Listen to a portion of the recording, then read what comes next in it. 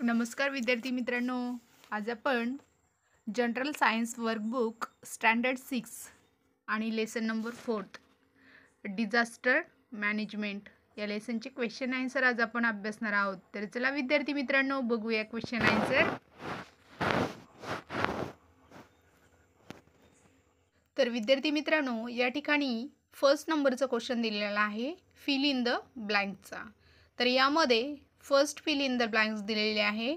Dash dash planning and the dash dash required to reduce damage cause by the natural or manmade disasters. तर या ठिकाणी तुम्हाला fill in the blanks write करायचे आहे, emergency आणि management. त्यानंतर second नंबरचं क्वेश्चन आहे dash dash occur his hilly areas due to cloudburst or heavy rains. तर या ठिकाणी लँडस्लाइड्स राईट करायचे आहे, फिल इन द ब्लँक्स. त्यानंतर थर्ड आहे change in the directions of the flow of rivers is cause due to dash dash. तर या ठिकाणी फिल इन द ब्लँक्स आहे अर्थक्वेक म्हणजेच भूकंप. त्यानंतर पुढची फिल इन द ब्लँक्स आहे frequently occurring natural disaster is all part of the word is dash dash. तर fill in the blanks आहे फ्लूड्स म्हणजे पूर. त्यानंतर फिफ्थ नंबरची फिल इन द ब्लँक्स बघा. Forest fires cause great damage to natural health and biodiversity. तर विद्यार्थी मित्रांनो, बायोडायव्हर्सिटीचा अर्थ आहे जैवविविधता. त्यानंतर 6 नंबर क्वेश्चन आहे बघा.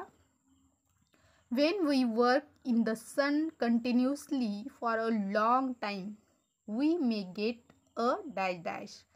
तर फिल इन द ब्लँक्स आहे सनस्ट्रोक म्हणजेच उष्मघात. त्यानंतर 7th नंबरचा क्वेश्चन आहे storms can cause dash dash of electric supply. तर या ठिकाणी डिस्ट्रॅप्शन्स. त्यानंतर सेकंड नंबरचं क्वेश्चन आहे write whether following statement are true or false. तर फर्स्ट स्टेटमेंट या ठिकाणी दिलेलं आहे forest fire can cause air pollution. This sentence is true. Then next there is a great damage in the storm if affected regions. True. There is a no need for disaster management. False. After the floods recede, people's health improves.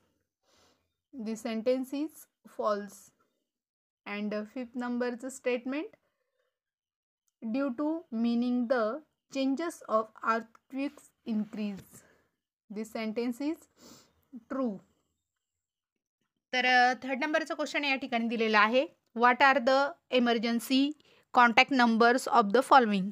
तर खाली contact number दिलेले आहे. तर विद्यार्थी मित्रांनो बघा, फर्स्टमध्ये दिलेला आहे पोलीस कंट्रोल रूम. तर पोलीस कंट्रोल रूमचा जो नंबर आहे कॉन्टॅक्ट नंबर आहे तो 100 आहे. त्यानंतर नेक्स्ट आहे fire brigade, contact number 101. Ambulance 102. National level single emergency number for disaster relief. हा जो कॉन्टॅक्ट नंबर आहे तो 108 किंवा 112 आहे.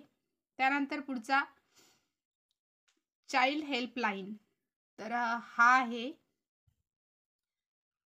1098. त्यानंतर पुढचा प्रश्न आहे write the causes of the following. तर तुम्हाला कारण राईट करायचे आहे. तर या ठिकाणी फर्स्ट रिझन दिलेला आहे फ्लूड्स.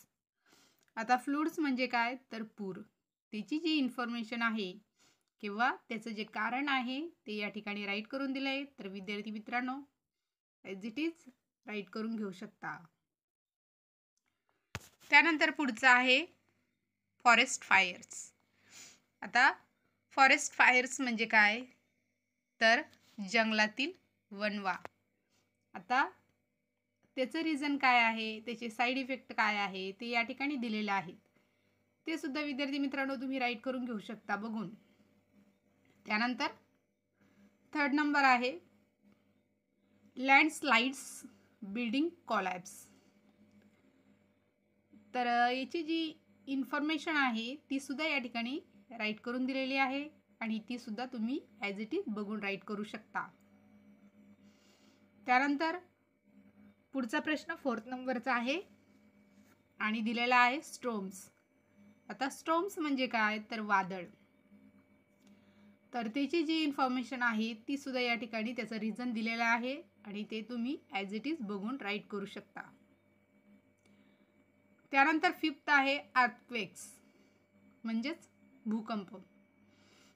आता त्यांची जी इन्फॉर्मेशन आहे किंवा कारण आहे ते सुद्धा या ठिकाणी राईट करून दिले. आणि पुढचा प्रश्न आहे 5th नंबरचा, what first aid will you provide in the following situations. आता खालील सिच्युएशन घडल्याच्या नंतर प्रथम उपचार काय करणार अशी तुम्हाला या ठिकाणी राईट करायचं आहे. तर फर्स्ट सिच्युएशन दिलेली आहे डॉग बाईट्स म्हणजे कुत्रा चावला तर त्यावर प्रथम उपचार काय करावा ते या ठिकाणी राईट करून दिलेलं आहे. त्यानंतर 2nd नंबर आहे स्क्रॅचेस किंवा ब्लिडिंग. आता स्क्रॅचेस म्हणजे काय तर ओरखडणे आणि ब्लिडिंग म्हणजे रक्तस्राव. आता यासाठी फर्स्ट एड किंवा प्रथम उपचार काय आहे तर ते या ठिकाणी राईट करून दिलेलं आहे आणि ते तुम्ही ॲज इट इज बघून राईट करू शकता. तर नेक्स्ट आहे बर्न्स. तर भाजल्यानंतर प्रथम उपचार त्यावर काय करायचा तर ते या ठिकाणी दिलेलं आहे. तर विद्यार्थी मित्रांनो ॲज इट इज ते बघून राईट करायचं आहे.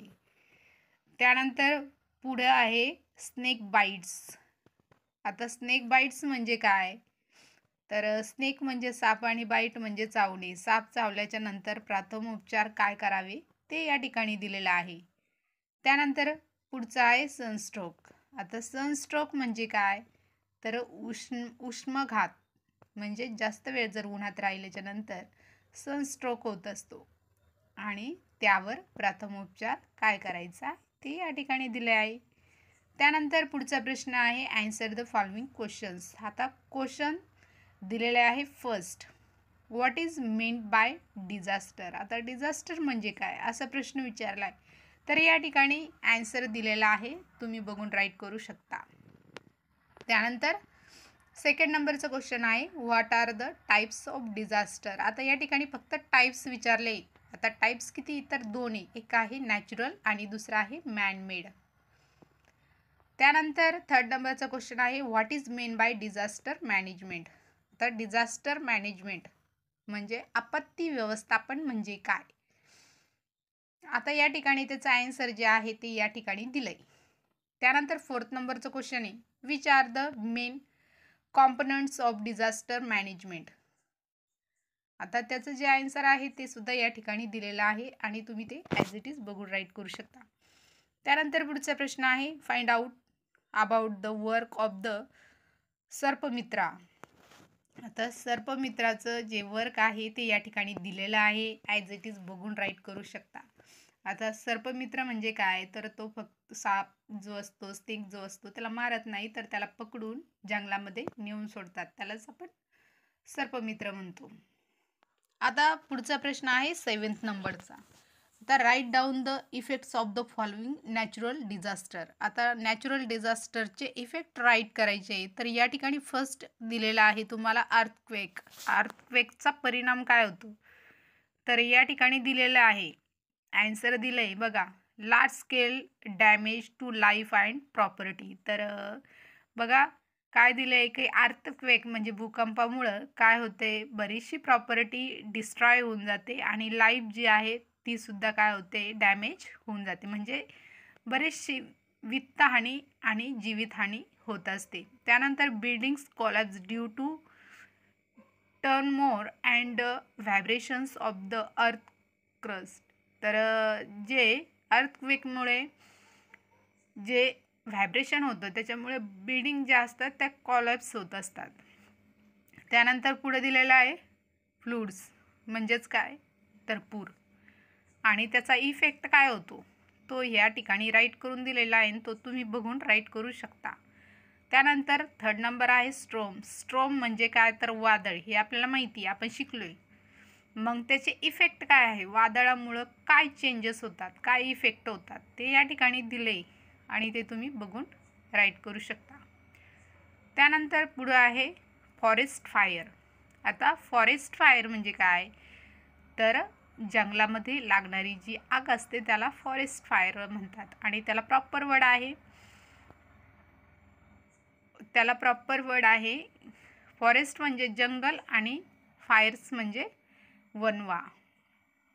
आणि त्याचे या ठिकाणी इन्फॉर्मेशन दिली, इफेक्ट दिलेत. तर बघा, the forest fire, forest cover is a reduce to Ashes.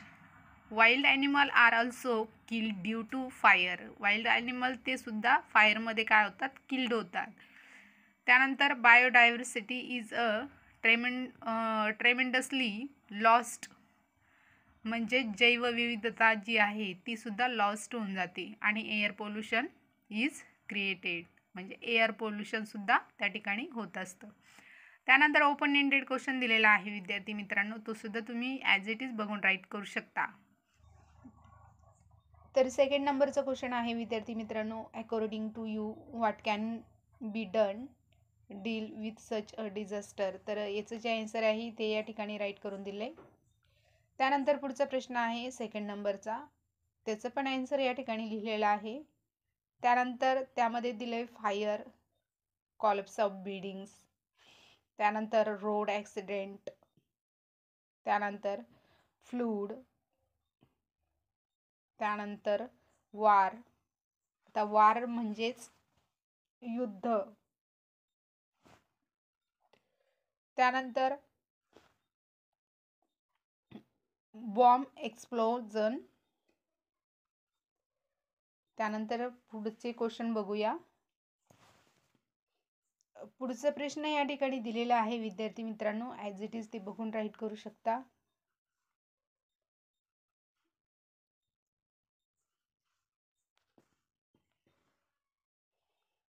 त्यानंतर पुढचा प्रश्न आहे सुनामी, ड्रॉट दिले, ड्रॉट म्हणजे दुष्काळ. त्यानंतर पुढचं आहे लँडस्लाईड.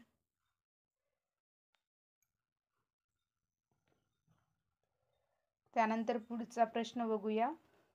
तर या ठिकाणी नॅचरल डिझास्टर आणि मॅनमेड डिझास्टर दिलेले आहेत. तर नॅचरल डिझास्टर अर्थक्वेक आहे, स्टोम आहे, फ्लूड्स आहे, त्सुनामी आहे, त्यानंतर फॉरेस्ट फायर आहे. आणि या ठिकाणी मॅनमेड डिझास्टर फायर, त्यानंतर leakage of chemical gases, bomb explosion, collapse of buildings आणि वार, हे काय आहे तर मॅनमेड डिझास्टर आहे आणि हे नॅचरल डिझास्टर आहे. तर अशा प्रकारे विद्यार्थी मित्रांनो, आज आपण जनरल सायन्स या विषयामधील जे वर्कबुक आहे ते आज आपण कंप्लीट केलेलं आहे. तर यामधील आज आपण 4th नंबरचं लेसन अभ्यासलेलं आहे, डिझास्टर मॅनेजमेंट. तर विद्यार्थी मित्रांनो, व्हिडिओ आवडला असेल तर लाईक, शेअर, सबस्क्राईब करायला विसरू नका.